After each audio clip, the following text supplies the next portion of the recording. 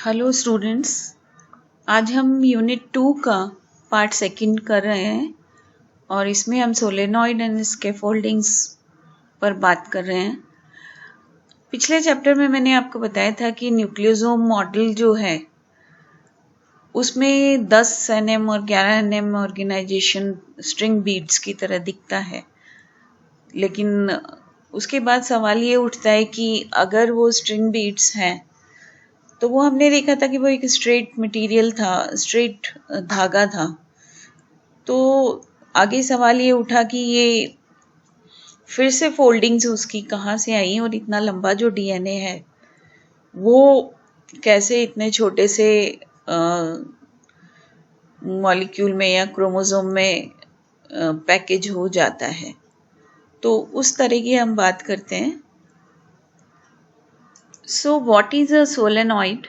The solenoid structure is a structure of chromatin that tells about the organization of nucleosome in 30 nm fiber.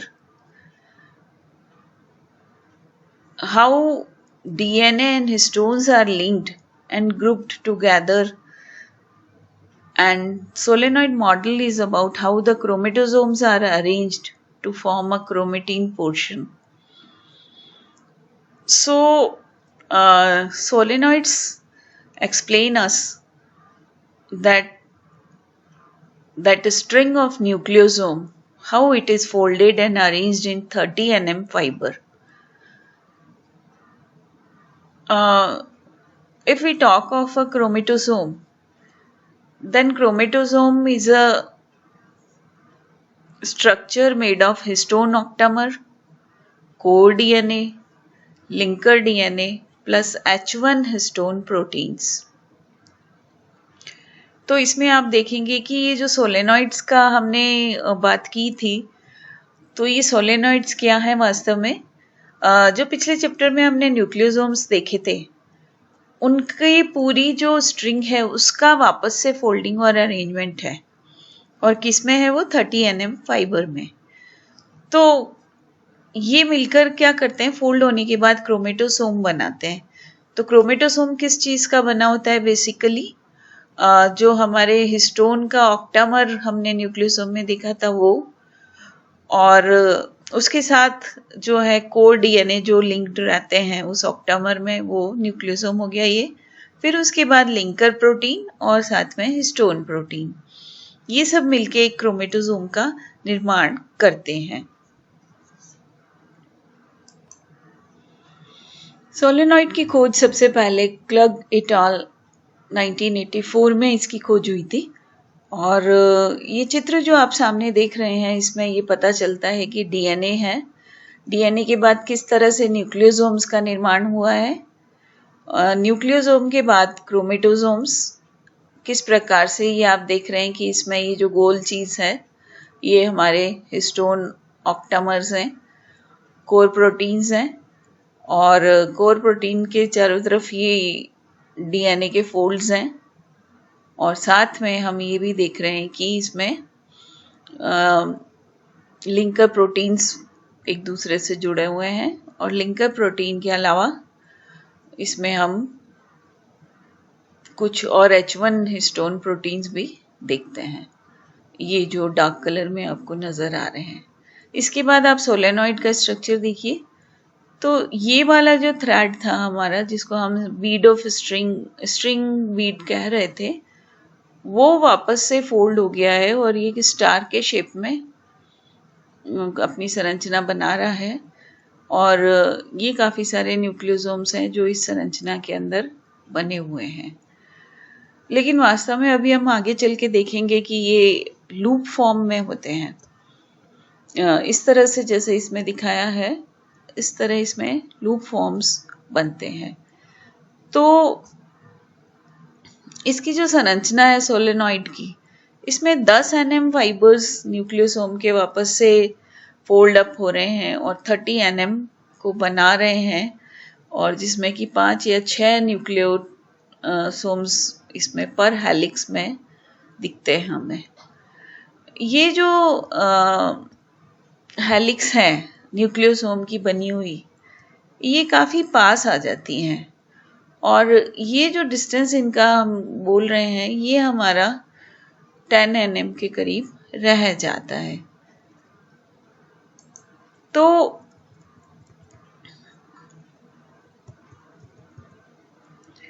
जब ये 10 nm के करीब रह जाता है इनका जब स्ट्रक्चर, तो ये सभी जो है आपस में ही लिंकर डीएनए से जुड़ रहे हैं हम देखते हैं और 6 क्रोमोसोम इन सिंगल सोलेनॉइड हमें करीब देखने को, यहाँ आप देख रहे होंगे कि 6 क्रोमोसोम्स हैं।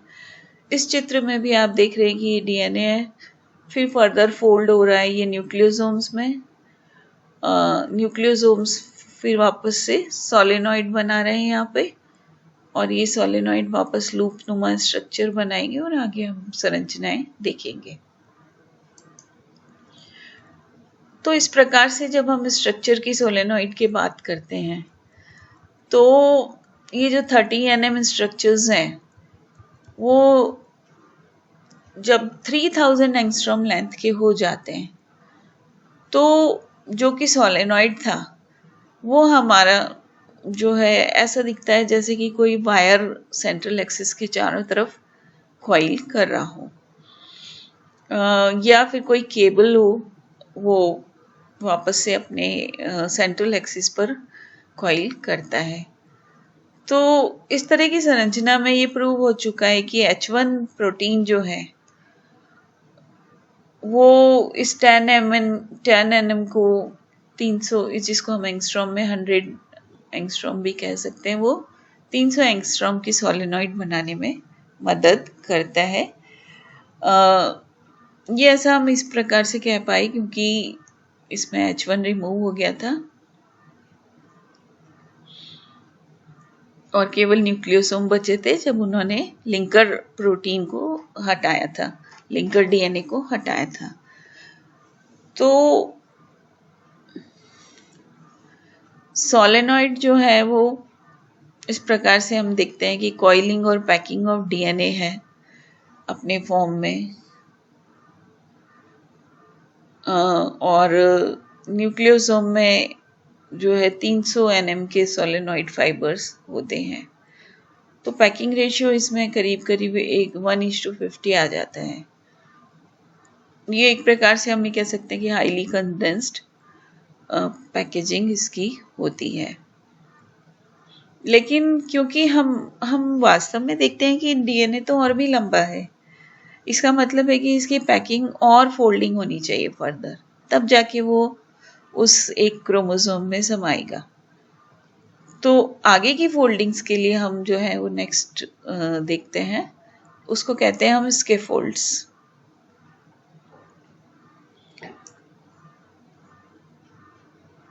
तो ये कहा जाने लगा कि 2 मीटर लंबा जीनोमिक डीएनए जो कि प्रत्येक ह्यूमन सेल में पैक होता है और 10,000 गुना छोटा हो जाता है पैक होने के लिए, और किस तरह से ये जो हमारी सोलेनॉइड है या 30 nm फाइबर है सोलेनॉइड का, वो माइटोसिस के क्रोमोसोम्स जिनका व्यास करीब 0.7 माइक्रोमीटर होता है उससे भी कम में कैसे समा गया। ये एक बेसिक चैलेंज था सेल बायोलॉजी के लिए। इन 30 nm फाइबर्स को ज़्यादातर स्टडी किया गया मेटाफेज और इंटरफेज के दौरान, दोनों में कंपेयर करके, और ये पता चला कि जब उन्होंने डीएनए डाइजेशन किया डीएनए एंजाइम के द्वारा, तो डीएनए जो है लूप्स के फॉर्म में इकट्ठा हो गया और हर एक डीएनए की जो मॉलिक्यूलर वेट था वो 85 kb था और उसकी जो लंबाई थी 10 से 30 माइक्रोमीटर थी। तो ये लूप्स जो है वो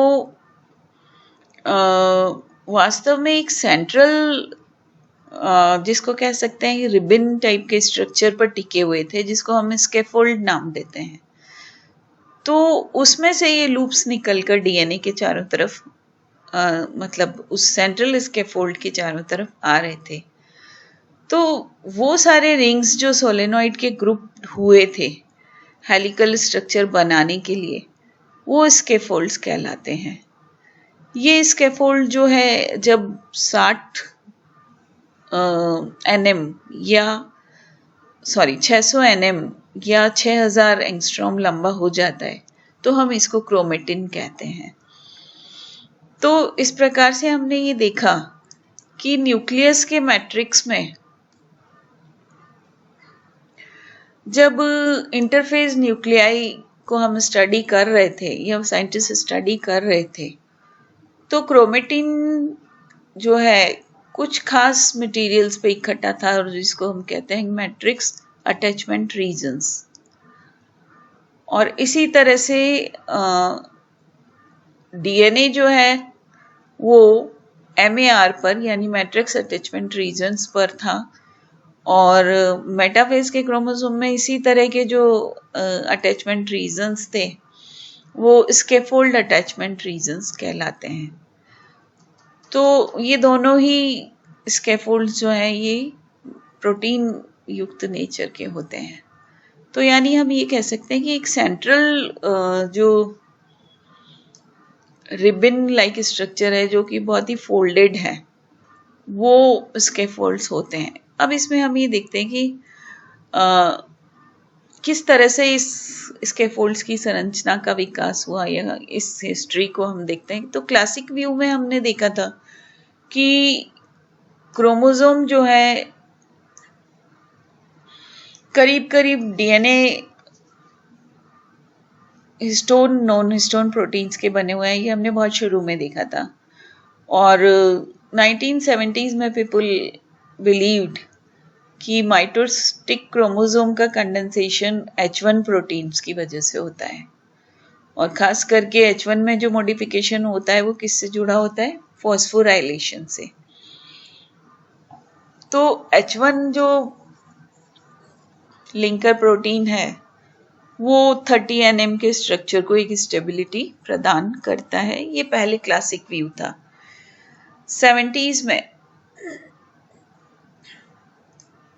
काफी बाद में ये व्यू आया कि क्रोमोसोम स्ट्रक्चर जो है एक सेंट्रल नॉन हिस्टोन प्रोटीन से मिलकर बनता है जो कि क्रोमेटिन फाइबर्स को लूप्स में कन्वर्ट कर सकता है।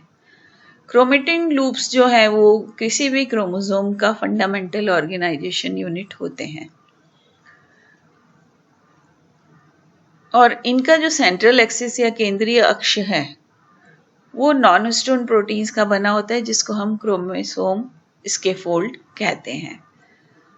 ये क्रोमोसोम स्कैफोल्ड्स दो मेजर प्रोटीन्स जो कि बहुत ही हाई मॉलिक्यूलर वेट प्रोटीन्स होते हैं, SC1 जिसका 170 kilo Dalton and SC2 135 kilo Dalton molecular weight होता है और इसके अलावा थोड़े से माइनर प्रोटीन्स भी होते हैं।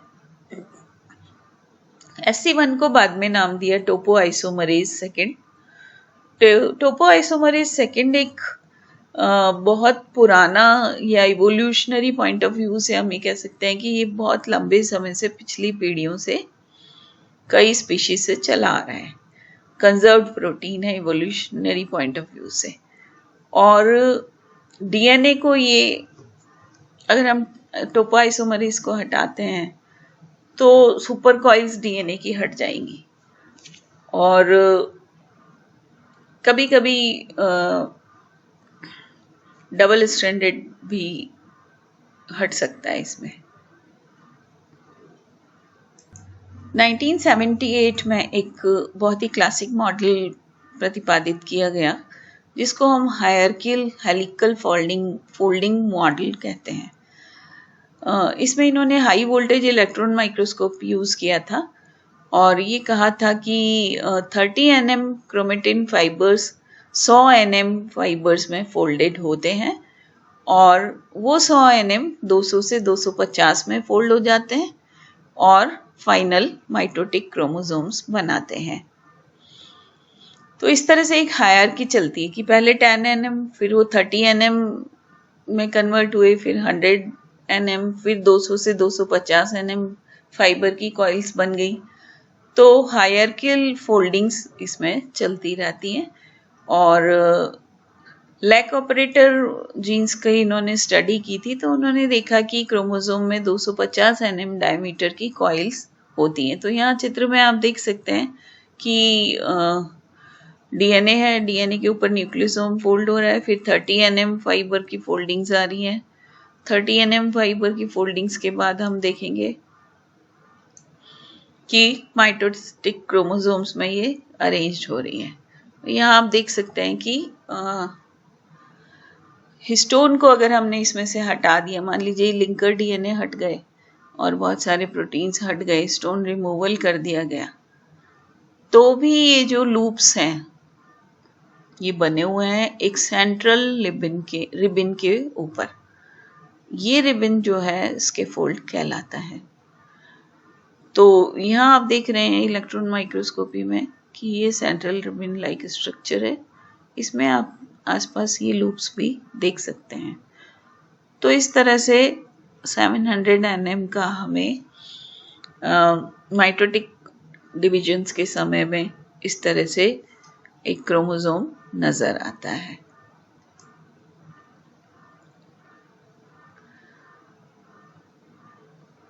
ये पूरा उस चित्र का एक्सप्लेनेशन है जो अभी हमने बात करी है। इसके बाद आइए देखते हैं कि कंडेंसिन क्या होता है। कंडेंसिन की भी डिस्कवरी इसी समय हुई थी। 1994 में हिरानो एंड मिशिसन ने क्रोमोसोम के साथ पॉलीपेप्टाइड्स एसोसिएटेड होते हैं, ये उन्होंने ज़ेनोबस एग्स में स्टडी किया था। क्रोमोसोम एसोसिएटेड पॉलीपेप्टाइड्स को इन्होंने नाम दिया कैप। तो ये कैप प्रोटीन्स जो हैं, इसमें दो इन्होंने देखे कि दो एबंडेंट प्रोटीन्स कॉम्प्लेक्सेस होते हैं, कैप सी और कैप ई। ये दोनों इन्होंने कंडेंसिन का नाम दिया था। कंडेंसिन आप समझ सकते हैं कि नाम जो है वो कंडेंसेशन से आया है। ये कंडेंसिन जो है इनमें 5 प्रोटीन्स थे और कैप ई जो है कंडेंस क्रोमोसोम के स्ट्रक्चर को मेंटेन करने के लिए बहुत ही आवश्यक है। कंडेंसिन जो है वो सुपर कॉइल्स जो है क्लोज सर्कुलर डीएनए में क्रिएट कर सकते हैं, और मगर इसके लिए, इसकी एक्टिविटी के लिए एटीपी हाइड्रोलिसिस की ज़रूरत होती है, और हाइड्रोलिसिस में ये फॉस्फोराइलेशन की क्रिया पर डिपेंड करते हैं। तो इस प्रकार से हमारे सामने दो संरचनाएं प्रोटीन की संरचनाएं सामने आई है। एक तो कंडेंसिन कॉम्प्लेक्स और टोपोम आइसोमरेज सेकेंड। दोनों कंपोनेंट्स जो है ये 200 nm की संरचना को बनाने में, जो कि स्कैफोल्ड कहा है हमने, उसमें काफी बड़ी भूमिका निभाते हैं। वर्टिब्रेट्स में ये पता चला कि सेकेंड कंडेंसिन कॉम्प्लेक्स को जब हम चेक करते हैं या उनकी संरचना को देखते हैं, तो कंडेंसिन सेकेंड में हमें SMC2 एंड SMC4 और 3 नॉन SMC सब यूनिट्स देखने को मिलती हैं। और कंडेंसिन फर्स्ट और सेकेंड, जैसा कि हम देख रहे हैं, स्कैफोल्ड हमारा जो है सेंट्रल एक्सिस के ऊपर रहता है, तो उसी तरह से इनकी लोकेशन भी उस समय प्राप्त हुई थी। कंडेंसिन सेकेंड जो है वो न्यूक्लियाई में हमें ज़्यादातर देखने को मिले हैं, और कंडेंसिन फर्स्ट जो है वो साइटोप्लाज्म में देखने को मिलते हैं। यानी जब न्यूक्लियर मेम्ब्रेन बर्स्ट होएगी, यानी ये बात हो रही है हमारी टीलोसोम्स वगैरह की, जब उस समय न्यूक्लियर मेम्ब्रेन डिसॉल्व होती है या जब माइटोटिक डिवीजन शुरू होता है, उसके बाद न्यूक्लियर मेम्ब्रेन डिसॉल्व होना स्टार्ट होती है, तब कंडेंसिन फर्स्ट का काम होता है। तो एक तरह से हम ये कह सकते हैं कि कंडेंसिन्स जो हैं क्रोमोसोम के कंडेंसन के साथ साथ स्ट्रक्चरल इंटीग्रिटी को भी मेंटेन रखते हैं क्रोमोसोम्स की। उनको क्रोमोसोम की कंडेंसेशन में बहुत ज़्यादा इन्वॉल्व नहीं होते, लेकिन क्रोमोसोम के कंडेंसेशन में जो रोल होता है वो प्रोटीन फैक्टर्स के साथ साथ टोपोआइसोमरेज सेकेंड के साथ साथ कैटायंस का बहुत बड़ा रोल होता है। माइटोटिक क्रोमोसोम जो है, अगर कैल्शियम और मैग्नीशियम आयंस कम हो जाए तो बहुत ज़्यादा फूल जाते हैं, और अगर ये इनको वापस से अगर इनकी पूर्ति शुरू हो जाए तो ये वापस से ठीक हो जाता है। रिवर्सिबल प्रोसेस होता है। कोले नाम के साइंटिस्ट ने इसमें मैग्नीशियम की भूमिका को भी मेजर किया था या नापा था।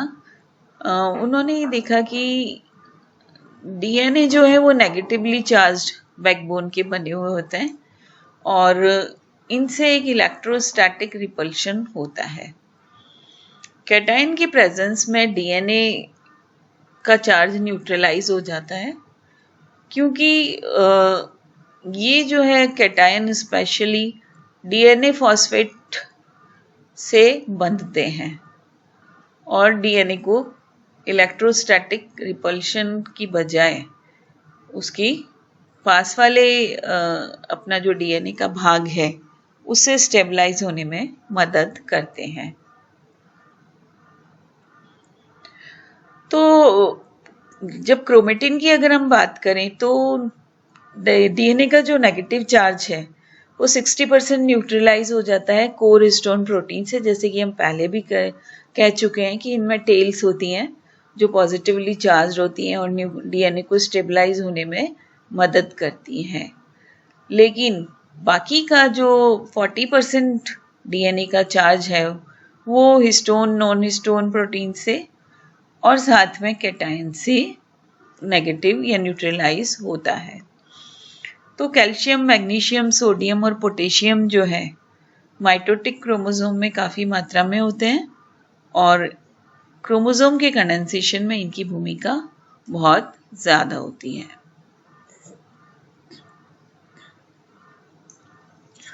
इस चित्र में हम देख रहे हैं कि ये कैप है प्रोटीन्स, उनका स्ट्रक्चर है।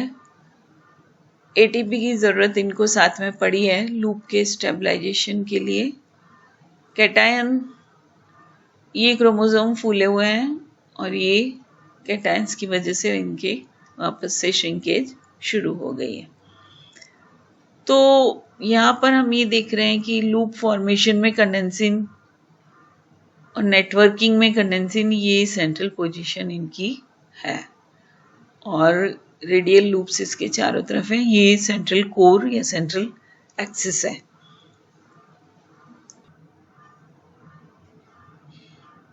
कुछ वैज्ञानिक जैसे ड्यूबोचेट का ऐसा मानना है कि क्रोमोसोम का जो बेसिक स्ट्रक्चर होता है वो लिक्विड की तरह से होता है।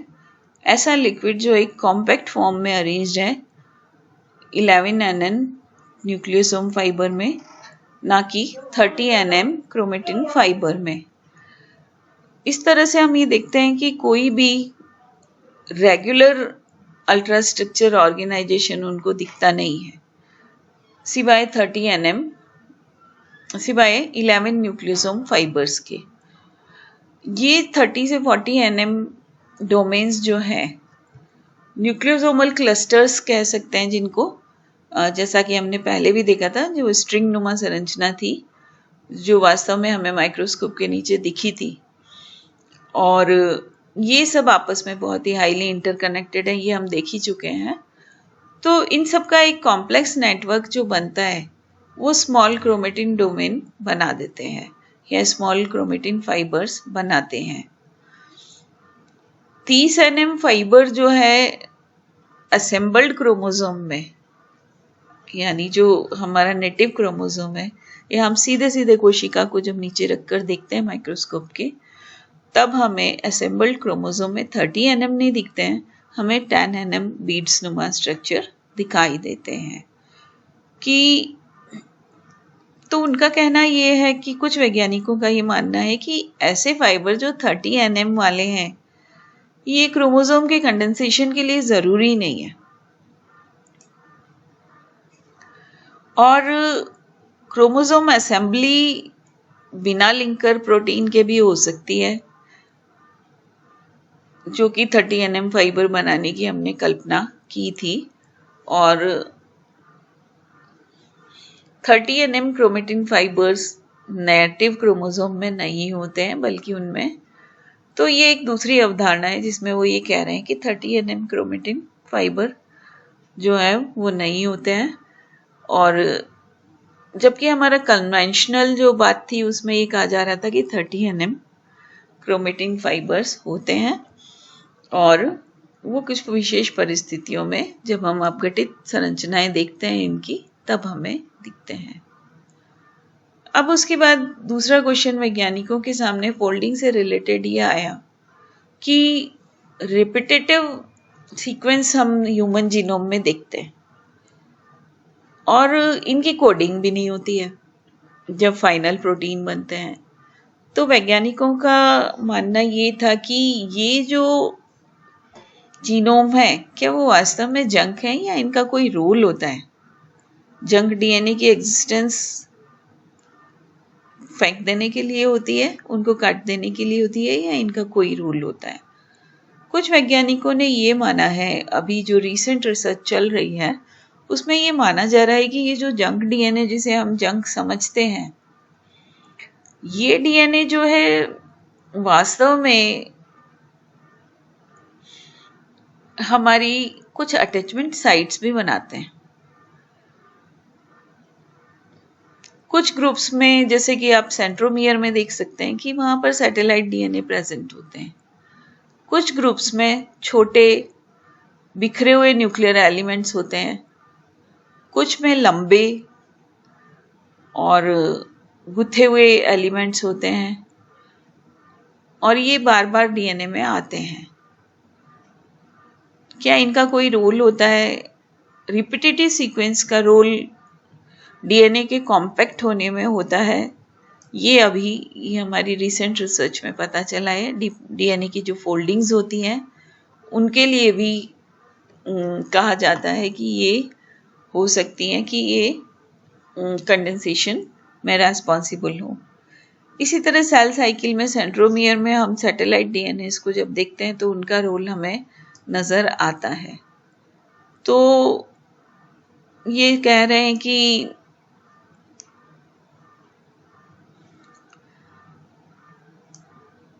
अभी ये जो फील्ड है पूरा स्कैफोल्ड्स का, वो अभी पूरी तरह से रिसर्च में सामने नहीं आया है, लेकिन अगर हम मोटे तौर पर देखें तो ये जो मॉडल है ये फाइनली निकल कर आता है, जिसमें उन्होंने हाइपोथेटिकल 30 nm फाइबर कहा है, जो कि माइक्रोस्कोप के नीचे नहीं दिखता है, लेकिन इसके प्रूफ मिलते हैं। और स्कैफोल्ड जो है प्रोटीन, एक सेंट्रल एक्सिस वाली संरचना हमें देखने को मिल रही है, प्रोटीनियस संरचना है वो हमें देखने को मिलती है।